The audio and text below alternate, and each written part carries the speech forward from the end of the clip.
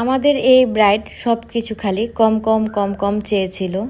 আপুর একদম হলুদের লুকটা সিম্পলের মধ্যে করা হয়েছিল। আপু একদম সাদা বেস, তারপর হচ্ছে বেশি গ্লিটারি আই লুক, অতিরিক্ত হাইলাইটার এগুলো কিছুই চাচ্ছিল না। তো আমরা আপুর রিকমেন্ডেড অনুযায়ী সব কাজ করেছি।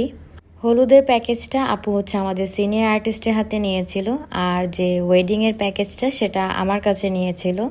তো আপুকে হচ্ছে আমি আমার মনের মতো করেই লুক করে দিয়েছিলাম। শুধু আপু বলেছিল যে আপু আমি বেশি চিকচিকা কিছু চাই না, সিম্পলের মধ্যে আমাকে একটু লুক করে দিবেন।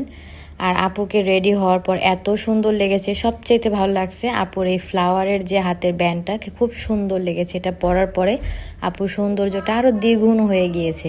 তোমরা যারা জুয়েলারি তারপর ড্রেস কালেকশন করবা তারা একটু দেখে শুনে সুন্দর করে চুজ করবা, যাতে তোমাদেরও দেখতে পরীর মতো লাগে। কেমন হয়েছে আপুর লুকটা অবশ্যই জানাবা।